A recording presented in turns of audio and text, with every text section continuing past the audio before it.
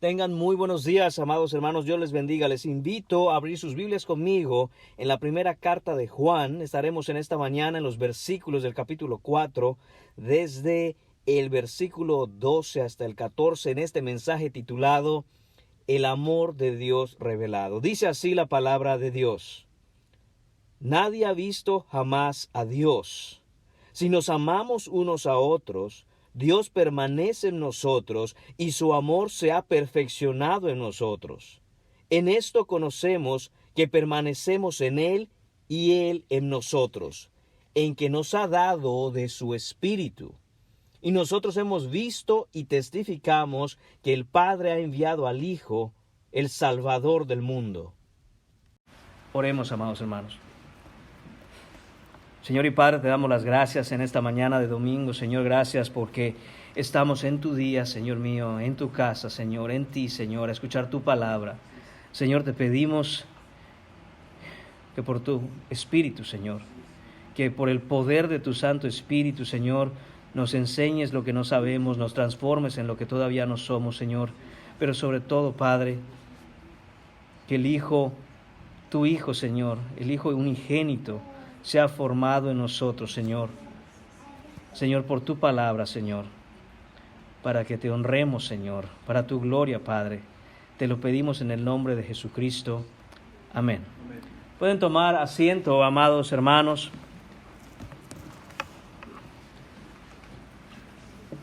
Continuamos, hermanos míos, en esta sección de la primera carta del apóstol Juan.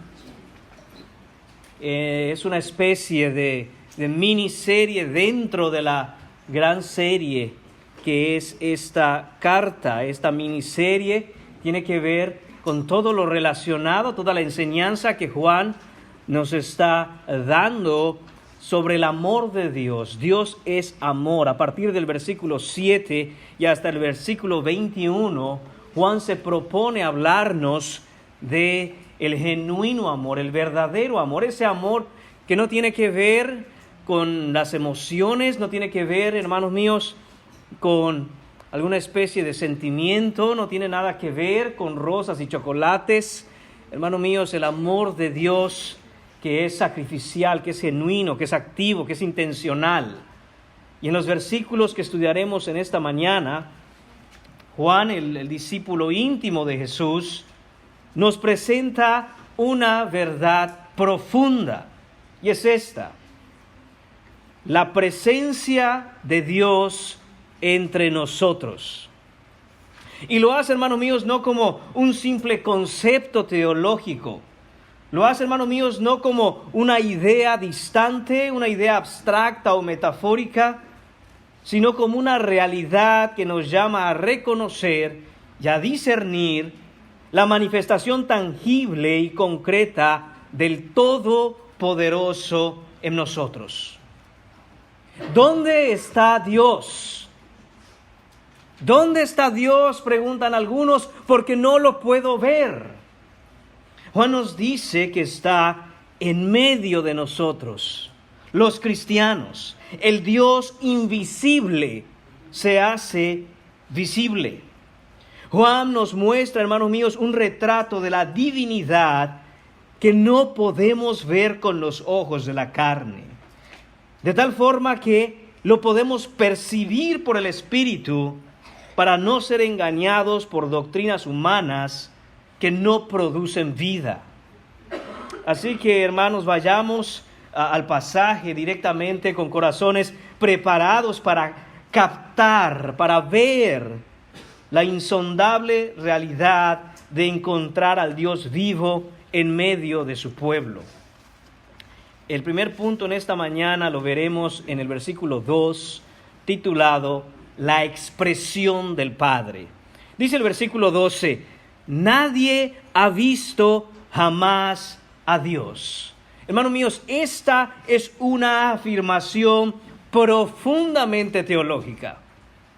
Este, de hecho, es uno de los atributos de Dios. Dios es invisible. Nadie le ha visto jamás.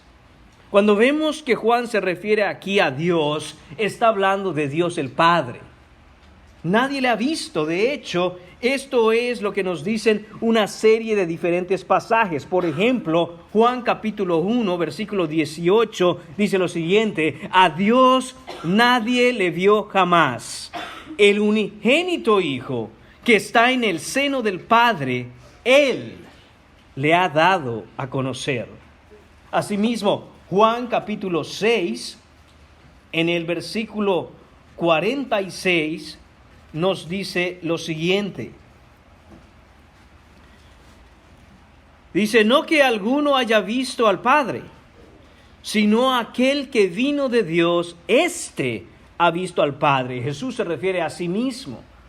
Dice: nadie ha visto al Padre, solo aquel que vino de Dios, solo aquel que estuvo con Dios, solo aquel que estuvo en la eternidad pasada con Dios, le ha visto directamente.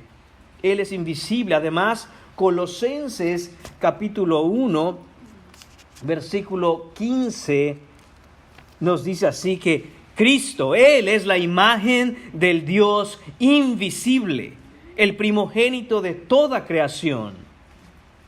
Del mismo modo, Primera de Timoteo capítulo 1, versículo 17 nos dice: por tanto, al Rey de los siglos, inmortal, invisible, al único y sabio Dios, sea honor y gloria por los siglos de los siglos. Amén. En la misma primera carta de Pablo a Timoteo, pero en el capítulo 6, versículo 16, vemos que dice así: el único que tiene inmortalidad, que habita en luz inaccesible, a quien ninguno de los hombres ha visto ni puede ver, al cual sea la honra y el imperio sempiterno. Amén. Es claro, hermanos míos, que Dios Padre es espíritu, y no podemos verlo con los ojos de la carne. La pregunta prevalece: ¿dónde está entonces Dios? ¿Qué seguridad, qué certeza tenemos de que Dios existe si no le podemos ver? Esta situación, hermanos míos, fue abordada por Jesús de una manera verdaderamente hermosa, diría yo. Si vamos a Juan de nuevo, al Evangelio de Juan, vemos en el capítulo 14 una escena, una situación en donde Jesús nos dice algo, hermanos míos, que debemos nosotros de atesorar en nuestro corazón. En el capítulo 14, Jesús empieza a hablar de que los discípulos no debían entristecerse. ¿Por qué los discípulos estaban entristecidos? Porque al final del capítulo 13, Jesús empieza a anunciar, empieza a hablar de cómo lo iban a abandonar sus discípulos, porque Él tenía que morir, tenía que irse, estaba pronto a cumplir con la voluntad última del Padre, que era haber mandado a su Hijo Jesucristo a morir en la cruz. Sobreviene sobre los discípulos una tremenda tristeza. Y en el versículo 1 del capítulo 14, Jesús les dice: no se turbe vuestro corazón, creéis en Dios, creed también en mí. Jesús le está diciendo a sus discípulos: no estén tristes, no se entristezcan, crean en Dios, confíen en mí. Y entonces Él empieza a hablar de que en la casa de su Padre hay muchas moradas, y que Él iba a ir ahí a preparar lugar para nosotros, y que si no fuera así, Él no nos lo diría.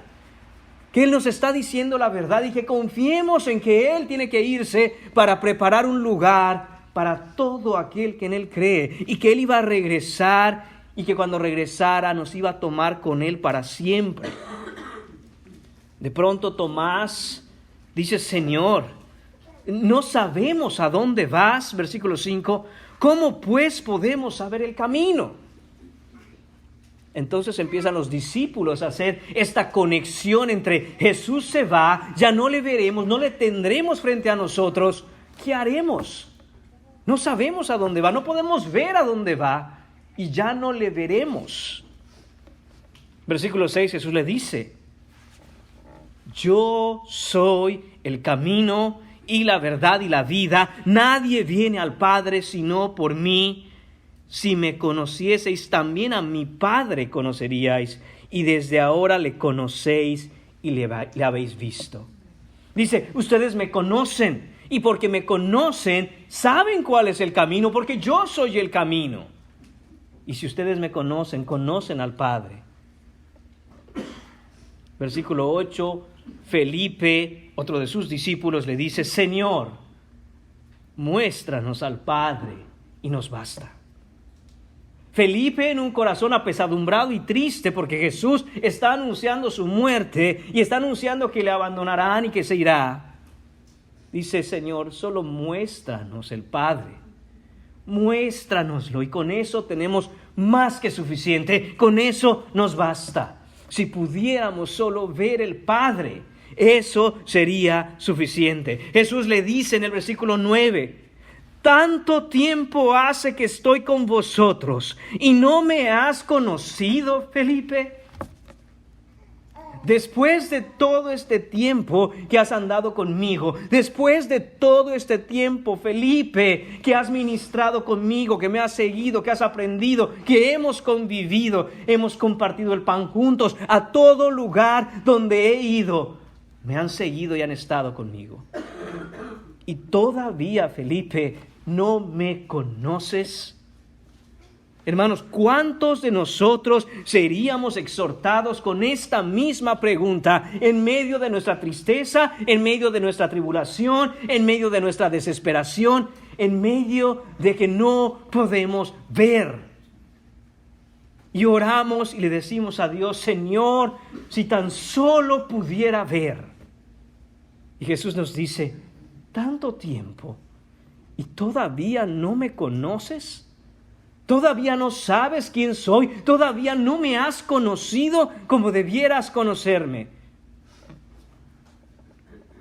Dice más Jesús, el que me ha visto a mí, ha visto al Padre. ¿Cómo, Felipe? ¿Cómo pues dices tú, muéstranos el Padre? Hermanos, este es el absoluto grande misterio de la encarnación.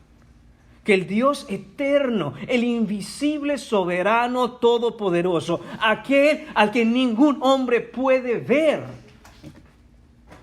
fue encarnado en esencia en el Hijo, y el Hijo anduvo en esta tierra y le conocieron. Y vimos su gloria, dice Juan en el capítulo 1 de su Evangelio. Su gloria como la del unigénito del Padre, lleno de gracia y de verdad. Hermanos míos, la gloria del Padre fue manifestada en la encarnación de su Hijo, y aquel que ve al Hijo ve al Padre. Es Dios quien está presente en su plenitud en la persona del Hijo. Es Dios encarnado. Y cuando conocemos a Cristo, hermanos míos, conocemos al Padre. El que conoce al Hijo, el que ha visto al Hijo, ha visto al Padre. Vemos que esta idea, hermanos míos, de la gloria de Dios manifiesta al hombre, no es particularmente nueva en el Nuevo Testamento, sino que viene desde muy atrás. En Éxodo capítulo 33, vemos, hermanos míos, cómo la presencia de Dios que Él había prometido para con su pueblo, que había dado a Moisés. Moisés empieza, hermanos míos, a pedirle, a hacerle una oración, una petición a Dios en medio de su dificultad, en medio de su aflicción, porque no sabe cómo dirigirá el pueblo que Dios mismo le pidió que sacara de la esclavitud. En el versículo 14, Dios dijo, mi presencia irá contigo y te daré descanso. Moisés respondió, si tu presencia no ha de ir conmigo, no nos saques de aquí. Versículo 16, ¿y en qué se conocerá aquí que he hallado gracia en tus ojos, yo y tu pueblo, sino en que tú andes con nosotros y que yo y tu pueblo seamos apartados de todos los pueblos que están sobre la faz de la tierra? Hermanos míos, estaba luchando con la misma situación Moisés aquí. Él necesita una evidencia, una prueba. ¿Cómo sabré yo, Señor, que en verdad hemos hallado gracia delante de ti? ¿Cómo sabremos que estás con nosotros? Y Jehová dijo a Moisés: también haré esto que has dicho, por cuanto has hallado gracia en mis ojos y te he conocido por tu nombre. Él entonces dijo: te ruego que me muestres tu gloria. Eso es lo que necesitaba Moisés. Necesitaba ver, necesitaba tener claro, necesitaba, hermano mío, una evidencia, algo que le dijera: todo esto es verdad. ¿No estás loco? Todo esto en lo que crees, esto en lo que te has aferrado, esto en donde has puesto toda tu confianza, es la verdad sólida como una roca, que es inconmovible. Esta es la verdad. Y Moisés dice: solo muéstrame tu gloria. Solo muéstrame tu gloria y yo voy a confiar. En el versículo 19, Dios le responde a Moisés: yo haré pasar todo mi bien delante de tu rostro y proclamaré el nombre de Jehová delante de ti y tendré misericordia del que tendré misericordia y seré clemente para con el que seré clemente. Dijo más: no podrás ver mi rostro porque no me verá hombre y vivirá. Hermanos míos, ¿qué nos está diciendo el Señor? ¿Qué es lo que le dijo a Moisés ahí? ¿Quieres ver mi gloria? ¿Quieres ver mi gloria manifestada? ¿Quieres ver mi persona expresada en su plenitud? Esta es: mostraré misericordia de quien yo tenga misericordia. Esto, hermanos míos, apunta al hecho de que un día vendría aquel que es la gracia, la misericordia encarnada, Jesucristo, y todo aquel que Él vino a salvar ha sido merecedor, ha sido receptor por los méritos de Cristo de la gracia de Dios. Hermanos míos, tenemos que entender, tenemos que crecer en el entendimiento de que cuando nosotros hemos escuchado el Evangelio, identificamos la persona de Cristo, identificamos y reconocemos la obra de Jesucristo, estamos contemplando la gloria de Dios entre nosotros. Pecadores que no tenían ningún derecho o privilegio o mérito alguno para acercarse al Dios santo, al Dios invisible, ahora pueden acercarse a Él y tener una relación y comunión con Dios, porque Él hizo manifiesta toda su gloria en la persona de Jesucristo. Hermanos míos, y Juan nos está diciendo, de regreso en la primera carta de Juan, que nadie ha visto a Dios, que nadie ha podido, ni puede, ni podrá, con los ojos de la carne, pararse delante de Dios el Padre y verle directamente. Pero, hermanos míos, dice también lo siguiente: si nos amamos unos a otros, Dios permanece en nosotros y su amor se ha perfeccionado en nosotros. Hermanos, conectemos esa gloria, conectemos, hermanos míos, la manifestación y expresión de la gloria del Padre cuando a Moisés le dice que hará pasar todo su bien delante de Él y tendrá misericordia de quien Él tendrá misericordia. Ahora conectamos en el Nuevo Testamento, hermanos míos, lo que Juan está diciendo y dice: nadie ha visto a Dios, pero quiere saber cómo identificar y discernir, captar, hermanos míos, la grandeza de la gloria de Dios. Mira a aquellos sobre los cuales Dios ha tenido misericordia y los ha salvado. Ahí es donde se verá. No podemos, hermanos míos, ver a Dios, pero podemos ver cómo es Dios en los otros, aquellos que el Señor ha salvado.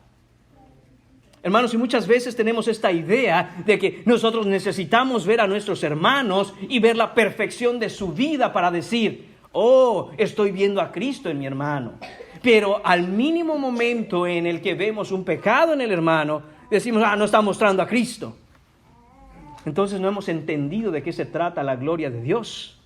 La gloria de Dios en el Evangelio, hermanos, no es la perfección de una vida transformada ya aquí en la tierra, sino precisamente el perdón y la misericordia, hermanos, mostrada por Cristo al salvar pecadores que no se lo merecen. Entonces, cuando yo veo a mi hermano con todos sus defectos, con todas esas cosas que aún está en un trabajo de santificación, cuando veo a mi hermano aún en sus pecados luchando contra el pecado en la carne, hermanos míos, veo las glorias de la misericordia de Dios mostradas a hombres y mujeres pecadores que no le merecen. Y en medio de todo eso, hermanos, Juan nos dice, debemos tenernos amor. Debemos tenernos todo esto que incluye el fruto del Espíritu, esa paciencia los unos con los otros, ese corazón perdonador. Recuerde que en el sermón pasado hablábamos de ese amor, que era específicamente en el contexto un amor perdonador, un corazón que es rápido para perdonar. Y es aquí en donde sigue hablando Juan y dice, nadie ha podido ver a Dios con los ojos de la carne directamente. Pero cuando vemos la obra que Cristo está haciendo en medio de pecadores, al santificarlos, al sostenerlos en medio de este mundo lleno de pecado, y que poco a poco van avanzando, debemos amarnos los unos a los otros, debemos ser pacientes los unos para con los otros, debemos soportarnos los unos a los otros, debemos perdonarnos los unos a los otros, porque vemos la obra de nuestro Señor en ellos. Si alguien se dice creyente y no hay un rastro, si no hay ningún tipo de evidencia de este amor que el Señor nos manda tener, hermanos míos, lo que nos está diciendo Juan es directo, entonces no es creyente. Note cómo esa característica distintiva, hermano, de lo que Dios llama evidencia de salvación. Hemos dicho esto ya varias veces, hermanos, en otros sermones. No es la perfección de tu vida, es la dirección de la misma. Y en esa dirección a la que todos vamos, hermanos míos, el corazón perdonador, el amor entre hermanos es no negociable para el cristiano. Porque, hermanos, ¿cómo podríamos estar todos en el arca si nos mordemos los unos a los otros todo el tiempo? Y el arca es Cristo, hermanos. ¿Usted se imagina qué relajo había en el arca que Noé construyó? Pues hasta donde vemos en la Biblia no hay registros de que esos animales estaban ahí, león tratando de comerse una gacela. ¿Cómo fue? La gente dice, no, eso es historia, eso es un cuento, eso no es verdad. ¿Cómo vas a meter un montón de animales allá y que no se van a estar matando? Hermanos míos, la gracia de Dios, la gracia de Dios. ¿Cómo es que estos animales no se mataban los unos a los otros? Hermanos, Dios puede hacer lo que Él quiera y Él soberanamente estuvo ahí y puso en medio de esa situación en donde Noé fue encomendado a hacer esto, a que todo estuviera en orden. ¿Cuánto más, hermanos míos, en el arca del Nuevo Testamento, que es nuestro Cristo, estando todos juntos, no poder esperar en Él paciente y tranquilamente, sosegadamente los unos con los otros, viviendo en armonía? Hermanos, y esto es lo que nos está diciendo Juan. Esta es la clase de amor que muestra la presencia de Dios entre nosotros. Hermanos, no hay manera de que alguien conozca verdaderamente a Dios y que la realidad de la obra de Dios no sea visible en su vida. Si tú has conocido a Dios verdaderamente, se verá esa realidad, sí o sí. Poco a poco, ¿lo entendemos? ¿Es gradual? ¿Lo entendemos? No es perfecta aún, ¿lo entendemos? Pero es genuina, es cierta y es innegable. Ya que Dios, hermano mío, ha determinado usarnos para que, aún Él siendo invisible, quien Él es sea a través de nosotros manifiesto, es necesario que nuestro estilo de vida, que nuestra conducta, que nuestras palabras, que nuestro carácter se ajuste cada día más a quien Él es. Esto debe ser algo de nuevo, hermanos, claro, porque Dios vive en el cristiano. Porque Dios vive verdaderamente en el cristiano. Y cada cristiano ha sido capacitado para expresar los atributos de Dios en su carácter. Cada cristiano, hermano mío. No hay un verdadero y genuino cristiano que no tenga en él morando el Espíritu que lo capacita para ir mostrando los atributos de Dios. aclaro los atributos de Dios que corresponden al carácter de Cristo. Porque a nadie se le está pidiendo aquí, hermanos, ser omnipresente, ni ser omnisciente, ni ser todopoderoso. Pero se les está pidiendo por la Escritura a todos los cristianos, a nosotros hoy, hermanos, que mostremos ese carácter cristiano, que ese carácter vaya siendo cada día más claro en nosotros. Y es por eso que nos necesitamos los unos a los otros, hermanos míos, porque Dios en su soberanía ha puesto ciertos atributos de Él, o ha trabajado, ha manifestado, ha santificado, para ser precisos, algunas cosas en algunos hermanos que son más claras que en otros hermanos. Es muy fácil cuando nosotros decimos, oh, miren qué falló mi hermano. ¿Y qué esperabas? ¿Es un hombre pecador? ¿O tú no fallas? Bueno, sí, pero... Entonces, a veces, hermanos, esperamos que un hermano sea Cristo encarnado aquí en la tierra y que tenga todo lo que Cristo tenía. Por, hermanos míos, su gran misericordia, un día sucederá eso. Cuando Él regrese, seremos transformados y seremos hechos exactamente como Él es. Pero mientras tanto, el cuerpo de Cristo, la congregación de los santos, la asamblea de creyentes, va creciendo, y entre todos los hermanos, en su conjunto, ese cuerpo va manifestando la totalidad de la persona de Cristo. Pero no es que haya un hermano o una hermana que tenga todos los atributos del carácter de Cristo. Vemos, por ejemplo, en Romanos capítulo 12, en los versículos a partir del 4, hermanos, algo muy interesante. Vemos lo siguiente. Dice, porque de la manera que en un cuerpo tenemos muchos miembros, pero no todos los miembros tienen la misma función, así nosotros, siendo muchos, somos un cuerpo en Cristo y todos miembros los unos de los otros. Este versículo usted lo ha escuchado antes. De manera que teniendo, atención, diferentes dones, según que la gracia que nos es dada, hermanos, todo cristiano ha sido dotado de algo. Tiene dones. Si hay un cristiano genuino que dice, no, la verdad yo no tengo ningún don, es por dos motivos. Uno de dos motivos. O simple y sencillamente no ha llegado o no ha crecido en una madurez para identificar cuál es el don que Dios le ha dado para la obra del reino. O segundo, es posible que está entendiendo, y probablemente esta es la causa más común, está entendiendo la palabra dones como el mundo le dice que son los dones. ¿Qué es lo que tristemente se ha entendido como dones en nuestro día, hermano? Talentos, tener un talento, cantar, tocar un instrumento, tiene dones.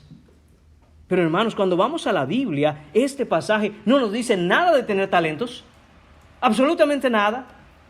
Entonces, si yo pienso que para servir a Dios, al cuerpo de Cristo, con lo que Dios está trabajando en mi persona, mostrando el carácter de Cristo, yo necesito ser un talentoso o un virtuoso como el mundo me dice, hermanos, no estamos nosotros conociendo la verdad de la Escritura. Mire qué dice con respecto a estos dones. Dice de nuevo, versículo 6, de manera que teniendo diferentes dones, según la gracia que nos es dada, si el de profecía, úsese conforme a la medida de la fe. Esta palabra profecía en la iglesia primitiva equivale a nuestra predicación hoy o enseñanza hoy. Por eso dice, úsese conforme a la medida de la fe. No dice úsese conforme a la medida de fe, sino de la fe. ¿Cuál es la diferencia? Cuando se dice en la Biblia, hermanos míos, fe, habla de una fe subjetiva, es decir, como yo estoy creyendo la palabra de Dios, como yo estoy creyendo el Evangelio, es como yo creo en Dios. Cuando dice de la fe, se refiere a la doctrina cristiana. Esa fe que nos dice 1 de Pedro, una vez dada a los santos. Es la fe, el cuerpo doctrinal. Por eso nos dice, el que se le haya dado don de enseñanza y predicación, úselo conforme a lo que está escrito. ¿Okay? Ese es un don. Dice, o si de servicio, en servir. Pablo no especifica qué clase de servicio es, pero entendemos por el contexto del tiempo en que se escribe, hermanos míos, que este servicio va conectado a la palabra siervo.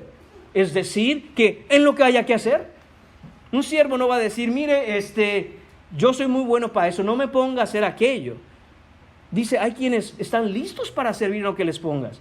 No necesitas un talento especial para, qué sé yo, hermanos, alguna necesidad que se tenga un día en la iglesia. Y decir, hermanos, aquí estoy, dígame y estoy puesto. ¿Ah? Entonces dice, el que tenga ese corazón servicial, de mansedumbre, como Cristo lo tenía, sirva.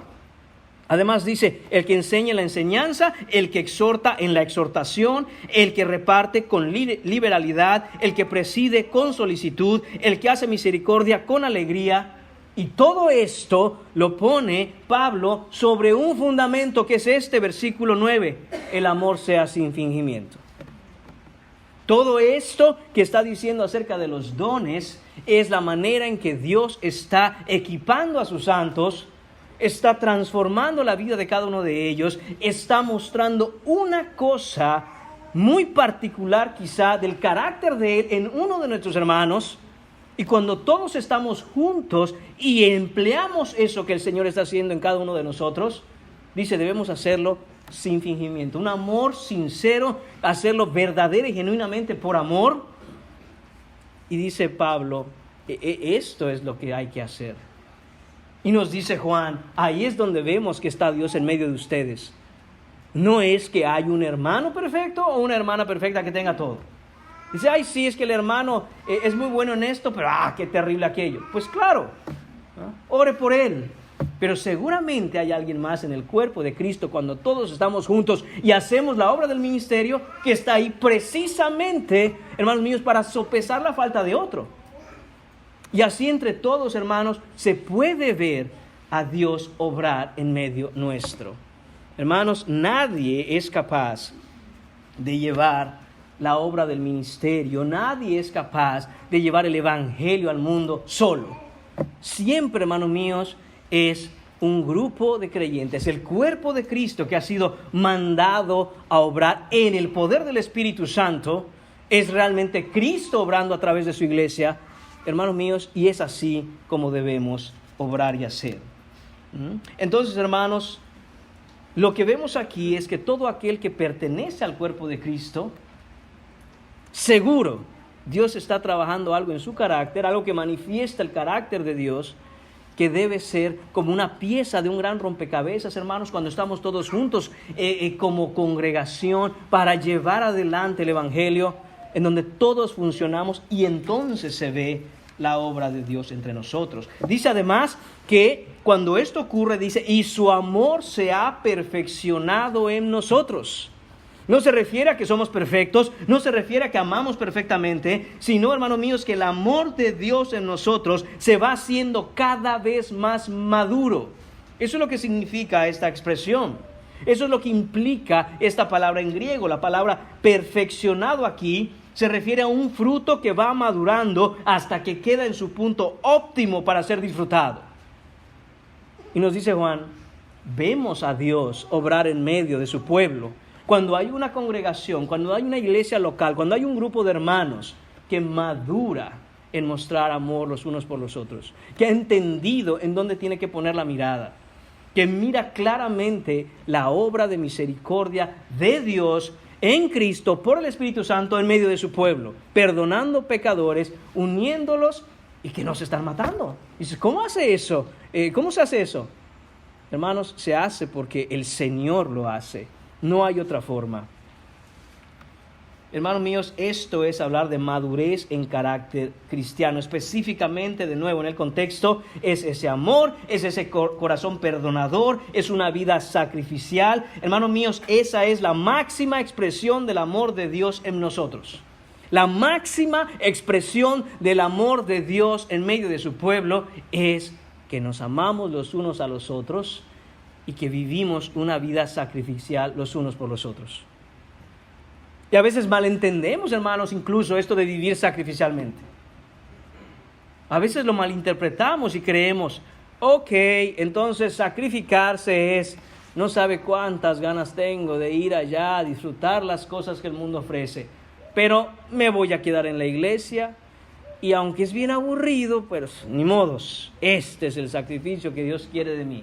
No, hermanos, si usted está viviendo así, arrepiéntase. Venga a Cristo verdaderamente. No es la manera en que el Señor nos pide esto. Note cómo habla Pablo acerca de vivir esa vida sacrificial, específicamente él llamado a llevar el evangelio a los gentiles. Primera de Corintios capítulo 9, en Primera de Corintios capítulo 9, hermanos, vemos esto que debemos llevarlo siempre con nosotros. Dice, versículo 16, pues si anuncio el evangelio, no tengo por qué gloriarme, porque me es impuesta necesidad, y ay de mí si no anunciar el evangelio. A veces leemos esa expresión en donde Pablo está pegando un grito y dice, ay de mí si no anunciar el evangelio.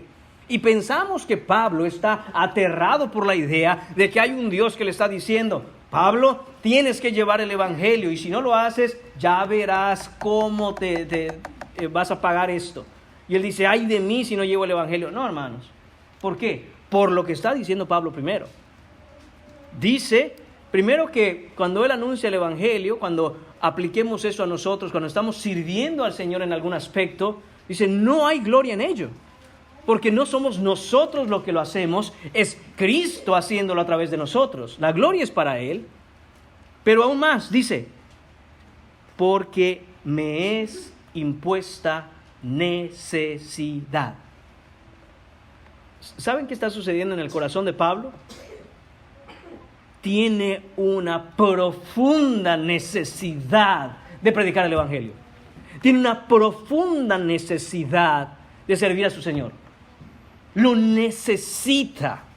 Esta necesidad, hermanos míos, habla en el caso de Pablo en su tiempo y en el contexto de aquella necesidad que uno tendría, por ejemplo, de comer o de beber. Uno no come obligado, hermanos. Yo les conozco a muchos de ustedes y yo no veo a nadie comiendo obligado cuando come. Comemos pero felices.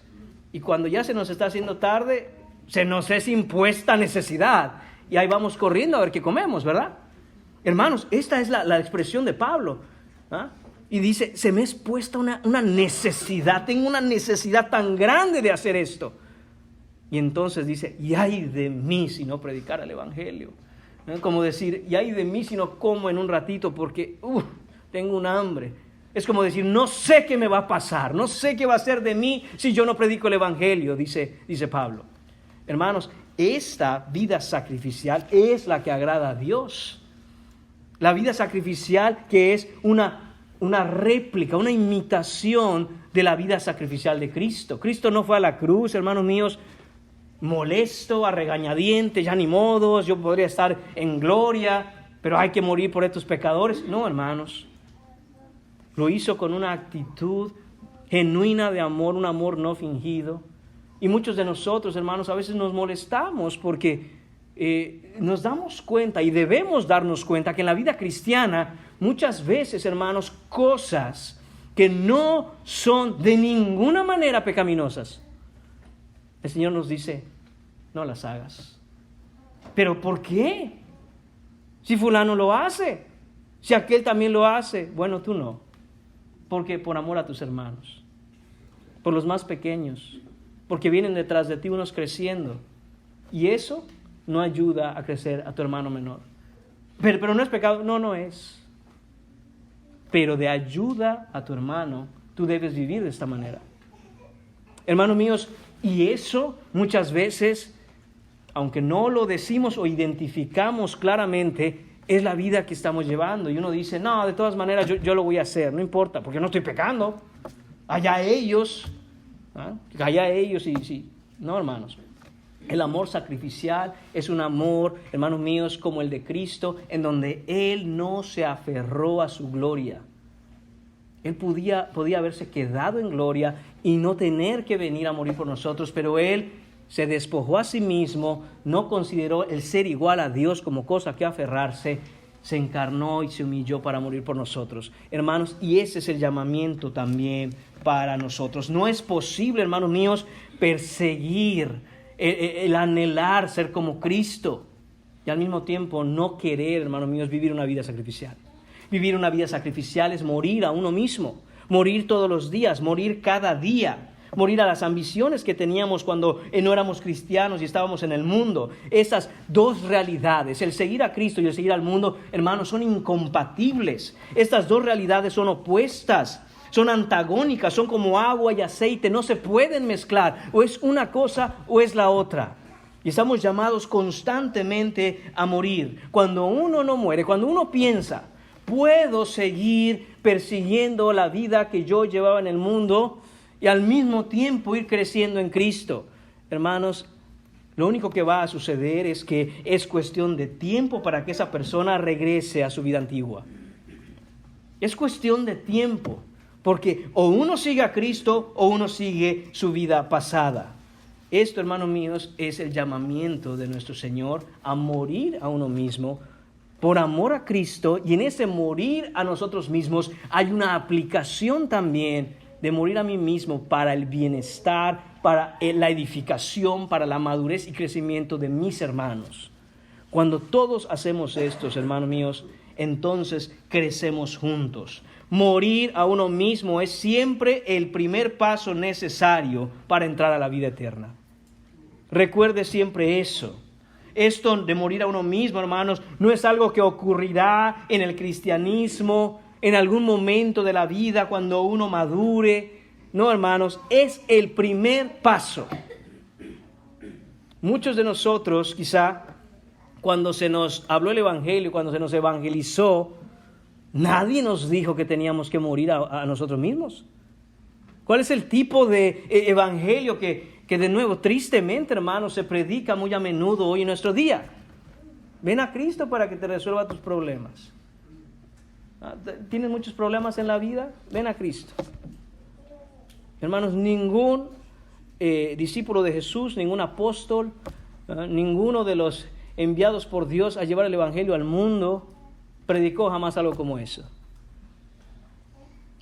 ¿A qué clase de superstición convenenciera hemos llegado cuando decimos a otros, no, tienes problemas en tu vida, es que tienes que buscar de Dios? Hermanos, el problema mayúsculo que el hombre siempre ha tenido es su enemistad para con Dios. Y ese es el problema mayúsculo y eterno que Dios vino a resolver. Y eso es más que suficiente. Y eso basta y sobra para que el alma de un redimido se regocije en su salvación, no importa su circunstancia, no importa lo que esté viviendo. Hermanos, para morir a uno mismo, lo que se requiere es humildad. La razón por la que muchos no mueren a uno mismo es porque el orgullo se los impide. Hermanos, la humildad no es una postura de derrota. Muchos lo ven así, pero no lo es. Sino por el contrario, es una posición de victoria. Porque rendidos al pie de la cruz y humillados bajo la poderosa mano de Dios, es donde triunfamos realmente. El último triunfo, hermanos míos, es morir a uno mismo. Juan capítulo 3, versículo 30 dice, es necesario que Él crezca, pero que yo mengüe. Este, hermanos míos, debe ser el diario vivir del cristiano. Este es el latido, el palpitar de un corazón regenerado. Así debe ser, hermanos. Que Él crezca, que yo mengüe. Que Él crezca, que yo mengüe. Que Él crezca, que yo mengüe. ¿Ese es el latido de tu corazón? Que Él crezca, que yo mengüe, que Él crezca, que yo mengüe, que Él crezca, que yo mengüe, que Él crezca, que yo mengüe. Así es la vida del cristiano, hermanos. Esa es la respiración del alma del creyente. Que Él crezca, que yo mengüe. Que Él crezca, que yo mengüe. Que Él crezca, que yo mengüe. Si no vivimos así, hermanos míos, ¿qué clase de cristianos decimos ser? Esta fue la vida a la que Cristo nos llamó.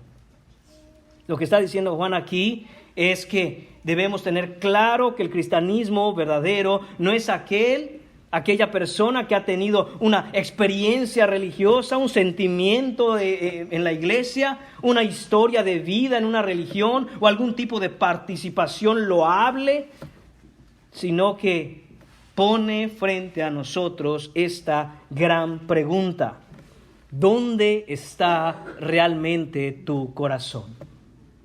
¿Dónde está realmente tu corazón? ¿En el amor por Cristo? Amándonos los unos a los otros como Él nos amó, amando a la iglesia, amando a su cuerpo, amando a los hermanos. Eso es lo que nos está diciendo Juan.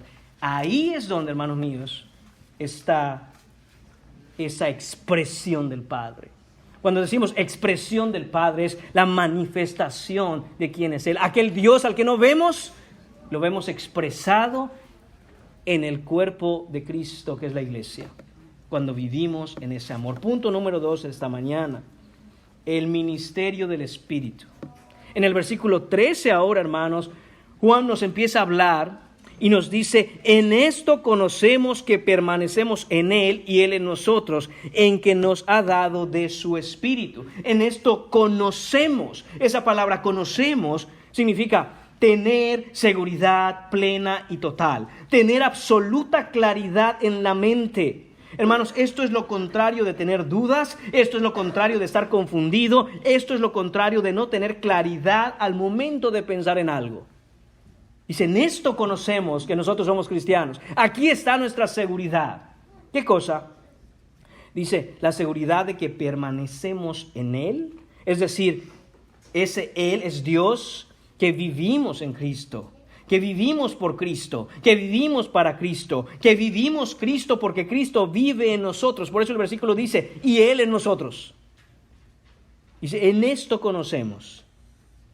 Dice esta permanencia recíproca, nuestras vidas fusionadas a la vida de Él. En esto lo conocemos, hermanos. En esto sabemos que tenemos una comunión con Dios, que hablo con Dios y Dios me habla a mí. ¿Cómo? Hablo con Él en oración y Él habla conmigo por su palabra. Si no se tiene esta comunión, hermanos, si no tenemos una comunión viva con el Salvador, es de preocuparnos. Foco rojo. Examínate si estás en la fe. Hermanos, muchos pensarán: oh, de nuevo la predicación va hacia el hecho de las evidencias de mi salvación y si soy cristiano o no. Hermanos, es que es el tema de toda la carta. Por eso esta serie se llama, ¿qué cosa? La prueba de la fe verdadera. De esto se trata toda esta carta. Recuerde, una iglesia que estaba siendo intoxicada por las falsas enseñanzas de los gnósticos, a un punto en donde la iglesia ya no tenía una dirección clara. Dice: soy cristiano, no soy cristiano. Él dice que es cristiano, pero mira qué hace. No, pero tranquilos, que está bien, no, está bien o no. En fin, hermanos, había una confusión muy grande. Y en medio de esa confusión llega la luz de la verdad, de la pluma, inspiración del Espíritu Santo, por supuesto, de Juan. De la pluma de Juan. Y nos dice esto: en esto sabemos que nosotros tenemos comunión con Él. ¿En qué cosa? En que nos ha dado de su Espíritu. Que nos ha dado de su Espíritu. Hermanos, vemos aquí la Trinidad completa. Esas tres personas de la divinidad activamente involucradas en esta relación de amor para con nosotros.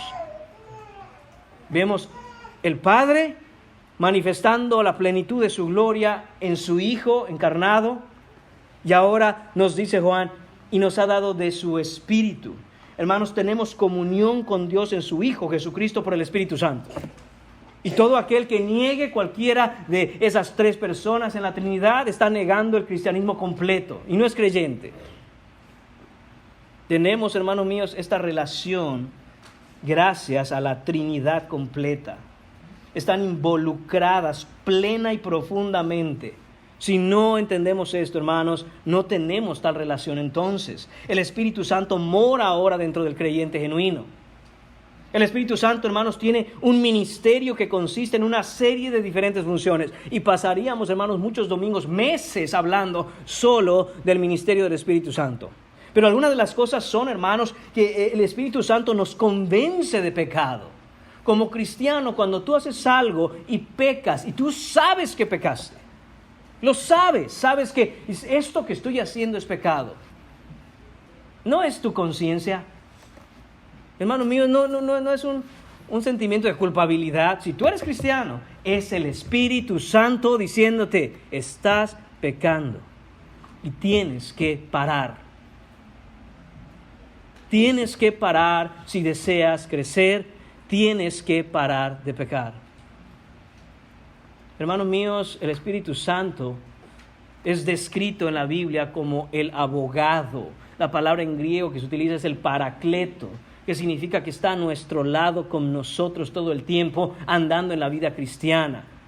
Hermanos, si hemos venido verdaderamente a la fe, el Espíritu Santo nos redarguye y nos dice que estamos pecando, no para condenación, sino para redirección en el camino que es correcto, por su poder y por su Espíritu. No contristes al Espíritu Santo, mucho menos lo ignores.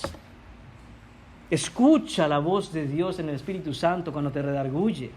Hermanos, estoy seguro, no, hermanos míos, por mi propia capacidad o fuerza o por mi inteligencia, sino por lo que la Biblia dice, que hay muchos aquí que a través de esta carta les ha quedado clara una cosa: ustedes no son cristianos.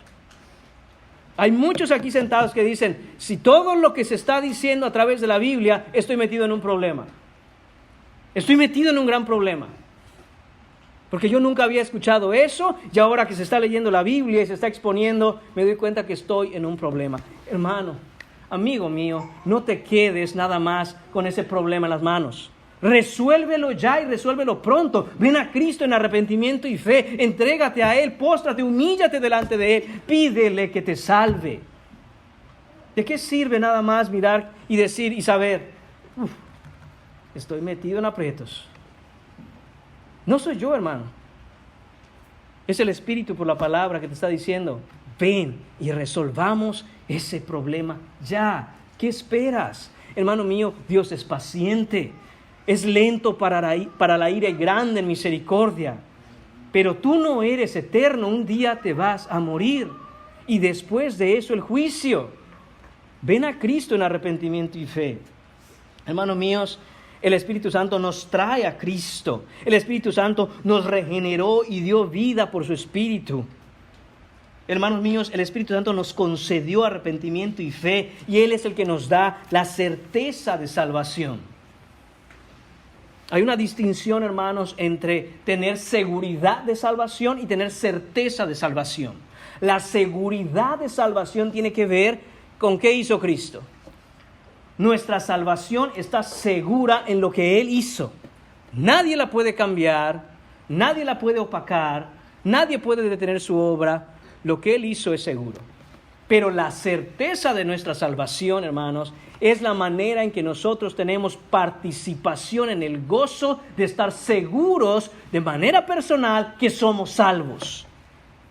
Y eso, hermano mío, solo lo puede hacer el Espíritu Santo. Nadie te puede dar certeza de salvación. Nadie puede hacer que te goces en tu salvación si no es por el Espíritu. Eso es lo que oró David después de haber pecado terriblemente. ¿Y qué le dijo al Señor en oración? Dice, no apartes de mí tu Santo Espíritu. Devuélveme el gozo de mi salvación. Él tenía claro una cosa. La manera en que me siento no tiene que ver con el hecho de que Dios haya fallado, sino en que yo fallé. Y el que yo haya fallado ahora implica que no puedo tener gozo y certeza en mi salvación. Y le pide al Señor, devuélveme ese gozo. Hermanos, de eso se trata la certeza de salvación. Yo no puedo, hermanos míos, dar certeza de salvación a nadie. Ningún ministro, ningún pastor, ningún hermano puede darte esa certeza. Lo único que podemos hacer por la Escritura es presentar las marcas distintivas de una vida redimida, pero la realidad íntima solo la conoce el Espíritu. Hermanos, y ese Espíritu testifica a nuestro espíritu que somos hijos de Dios, por el cual clamamos Abba, Padre.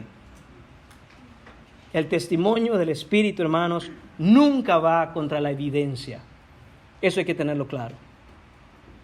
El testimonio del Espíritu al corazón del creyente nunca va en contra de la evidencia que hay en la vida del creyente. ¿Qué significa eso? que si tú estás viviendo abiertamente entregado al pecado, y tú dices, pero es que el Espíritu me está diciendo que yo soy salvo, tú estás haciendo a Dios mentiroso. Porque el Espíritu nunca va en contra de las evidencias de salvación. Al contrario, va a la par, va de la mano. Vemos, hermanos, en Gálatas capítulo 5, este pasaje que hemos citado ya varias veces. Hermanos, es que no hay manera de exprimir todo el jugo que hay en este pasaje. Mire lo que dice. Digo pues, Pablo escribiendo la carta a los Gálatas, versículo 16, capítulo 5. Andad en el Espíritu y no satisfagáis los deseos de la carne. Ahí está el llamamiento, ahí está, hermanos míos, el mandato, el imperativo de que siendo creyentes debemos andar por el Espíritu, andar en el Espíritu, y que no debemos proveer para nuestros deseos carnales. Dice, porque el deseo de la carne es contra el Espíritu y el Espíritu es contra la carne, y estos se oponen entre sí para que no hagáis lo que quisierais. Si tú eres de esas personas que tiene una voluntad y un carácter, que no, yo lo que diga aquí se hace como a mí me gusta, es a mi manera o no hay manera, y todo ese tipo de cosas, tú estás andando en la carne, en el mejor de los casos, y no estás andando en el Espíritu. Porque el Espíritu lo que hace es ponerte un alto para que no hagas, hermano mío, hermana mía, lo que se te dé la gana de hacer, sino que hagas lo que Dios pide que hagamos. Y dice además, estos se oponen entre sí.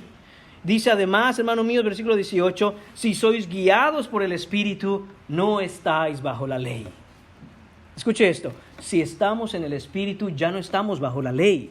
¿Por qué, hermanos míos? Porque la ley tuvo una función desde que fue dada hasta el momento en que vino Cristo. Y la función, una de las funciones y propósitos de la ley dada por Dios a Moisés, ¿qué cosa era? Restringir la maldad de la carne. Los mandamientos, recuerde usted esto, nunca fueron dados para ser salvos al cumplirlos, pero sí fueron dados para que como ayo, para que como maestro nos guiara al Salvador. En ese guiarnos al Salvador, una cosa era necesaria: restringir los deseos, la perversidad y la concupiscencia de nuestra carne. Pero el hecho de que nuestra carne haya sido, hermanos míos, restringida por la ley, no implica que nos hizo nacer de nuevo. Eso sería solo por la fe en Jesucristo cuando Él llegara. Entonces, por eso Pablo nos dice aquí que una vez que estamos en el Espíritu, entonces ya la ley cumplió su propósito de traernos a Él.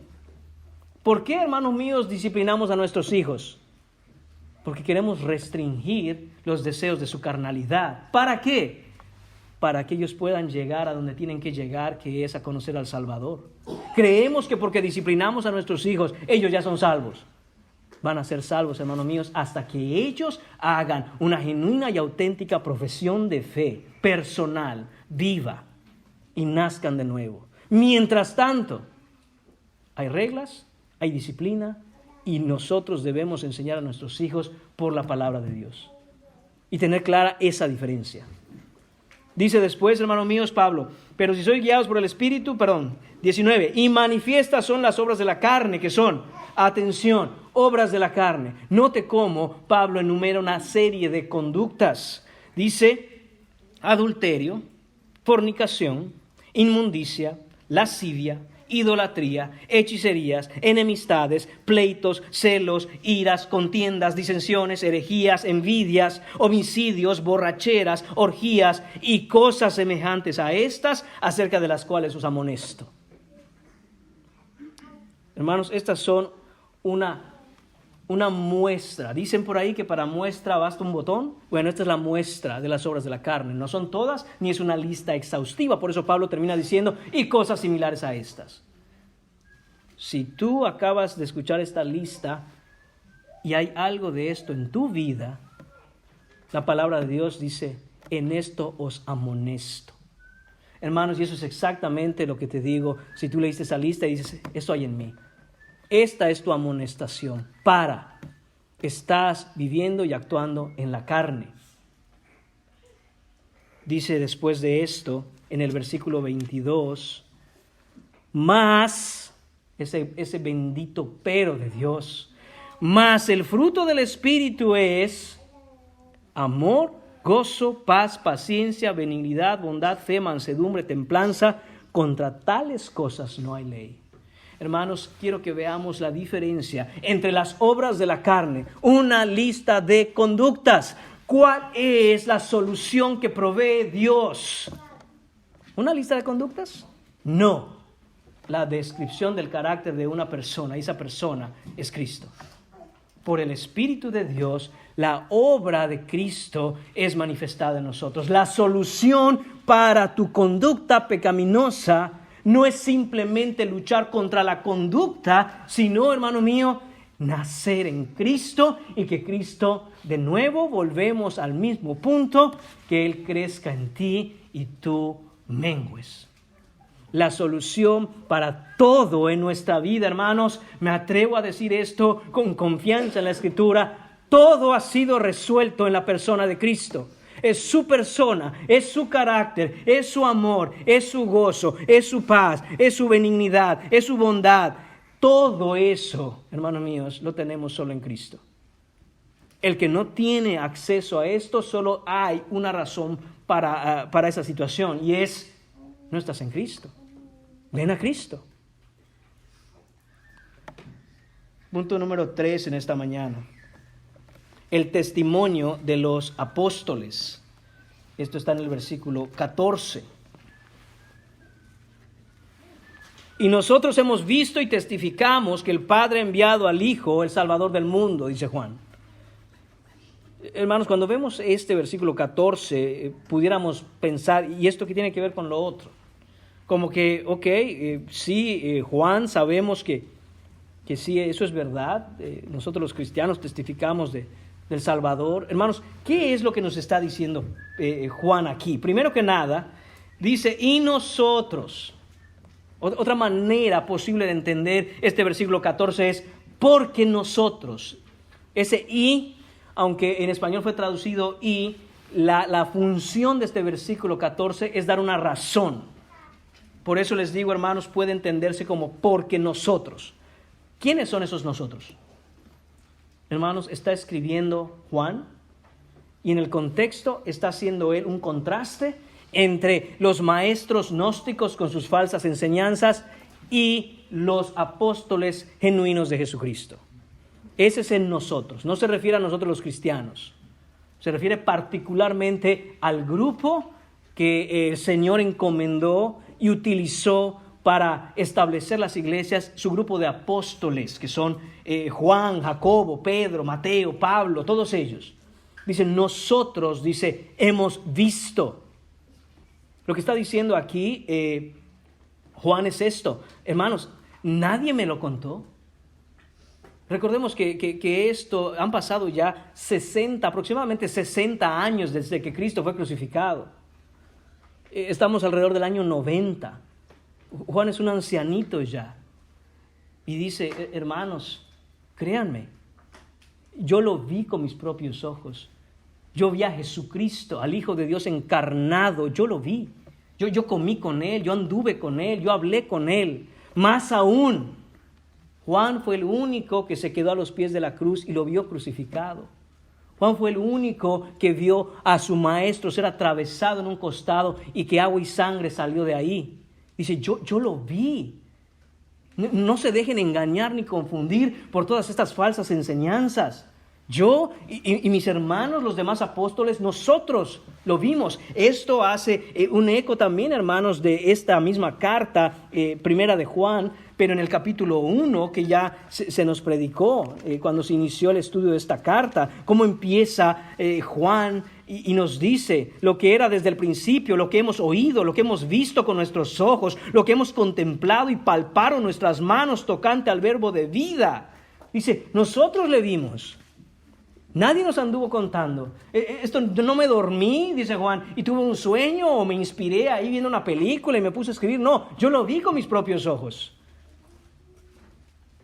Y dice además Juan, y por eso testificamos. De lo que vimos, nosotros ahora estamos testificando. Usa Juan aquí una palabra de una seriedad e importancia gigantescas. Esta palabra testificamos, hermanos, significa dar testimonio en una corte de justicia, presentando pruebas bajo juramento frente a un juez. Eso significa. Imagínense nada más lo que eso significa. Que usted lo agarren y le digan, yo sé que usted vio el accidente. Tiene que ir a la corte y me va a decir exactamente lo que ocurrió. Y quiero pruebas. Hermanos, yo diría toda la verdad. Y nada más que la verdad. No me quiero meter en problemas. Y lo que está haciendo Juan aquí, hermanos míos, es dar a entender a los hermanos que él entiende la importancia de lo que está testificando, porque la corte en este caso es divina y el juez es Dios. Dice, hermanos, no les estoy mintiendo. Yo sé qué pasaría conmigo si yo mintiera en esto. Hermanos, y esto es lo que tenemos que tener todos los cristianos. Este corazón, cuando hablamos la palabra de Dios a otros, sea que prediquemos, sea que enseñemos, sea que compartamos el evangelio uno a uno con alguien, estar seguros de que Dios está ahí escuchando a ver si estamos diciendo lo que Él ha dicho en su palabra. Y esto es lo que está diciendo Juan. Hermanos, yo entiendo la importancia. Y por eso yo y mis hermanos los apóstoles les testificamos esto. ¿Y qué testifica Juan? ¿Cuál es el testimonio que da Juan? Hermanos, dice que el Padre ha enviado al Hijo, el Salvador del mundo. Es decir, que Él testifica y los apóstoles testifican del Evangelio. Esto es lo que les testifico. Esta frase, hermanos míos, que el Padre ha enviado al Hijo, el Salvador del mundo, hace referencia a todo lo mencionado antes, desde el versículo 9 al 11, pero de manera resumida. Hermanos, yo les testifico esto, que Jesús es el Salvador del mundo. Ahora, ¿cuál es la intención, hermanos, al escribir el versículo 14 por parte de Juan? ¿Qué busca Juan con esto? De decir, hermanos, yo les estoy testificando la verdad, y yo lo vi. Básicamente tres cosas, hermanos. La primera, hacer una distinción entre los genuinos apóstoles del primer siglo, cuando dice él nosotros, y los falsos maestros gnósticos que confundían y engañaban con su falsa doctrina a los hermanos. Eso ya lo dijimos. Es una de las intenciones. Hay una diferencia entre ellos y nosotros, dice Juan, que nosotros vimos y porque vimos testificamos. Ahora, también quiere llamar la atención de los verdaderos creyentes, hermanos, atención, al testimonio apostólico que ha quedado escrito y que no deja lugar a dudas de la verdad. Por lo tanto, se debe ignorar todo lo demás que se enseñe fuera de esta doctrina. Esto es lo que está haciendo Juan. Dice, yo sé que les están hablando, yo sé que les están enseñando muchas cosas, yo sé que les están inventando un montón de cosas, y eso los tiene confundidos. Apéguese a lo que la doctrina apostólica, por inspiración del Espíritu Santo de Dios, nos ha enseñado. Es ahí donde tiene que estar el corazón del pueblo de Dios, en lo que está escrito. Entonces, nadie ha visto jamás a Dios. Le conocemos por el amor que Él produce en nosotros y por el crecimiento en carácter, en semejanza a Él, a Cristo. ¿Y cómo va a ser esto? De acuerdo al testimonio escrito que hemos presentado, es decir, los apóstoles han presentado una vida transformada de acuerdo a lo que está escrito. Eso es lo que está diciendo Juan. Una vida transformada de acuerdo a lo que está escrito es la clave para que usted vea si aquel que le enseña, aquel que le predica, aquel que le habla, está hablando la verdad o se está poniendo a inventar un montón de cosas. Hermanos míos, la sana doctrina produce sana forma de vida. De otra forma, ni es sana ni es doctrina. Voy a repetir eso, hermanos. La sana doctrina produce sana forma de vida. El que no está viviendo de una manera que poco a poco se va conformando a las sanas palabras de la doctrina de Cristo, se engaña a sí mismo. Hermanos, cierro con esto. Juan parece tener en mente un hecho al inicio de la era de la iglesia. Hermanos, a veces uso un poco de, no quiero decir imaginación, hermanos, no me malinterprete, no uso la imaginación para interpretar la Escritura, pero sí trato de visualizar cómo fuera ese momento. Y en este momento, como dije, alrededor del año 90, Juan es un ancianito. Yo me imagino a este ancianito haciendo memoria mientras escribe, viendo el estado crítico de la iglesia a quien escribe y haciendo memoria de aquello desde el principio. ¿Por qué me atrevo a decir esto, hermanos? Vaya conmigo rápido a Hechos capítulo 2 y va a notar algo que me hace pensar a mí que es lo que tiene en mente Juan cuando habla de debemos apegarnos al testimonio apostólico que se ha enseñado desde el principio.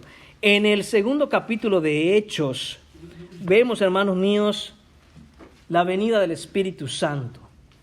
Se derrama sobre los apóstoles el Espíritu Santo y la gente empieza a decir que estos hombres están borrachos.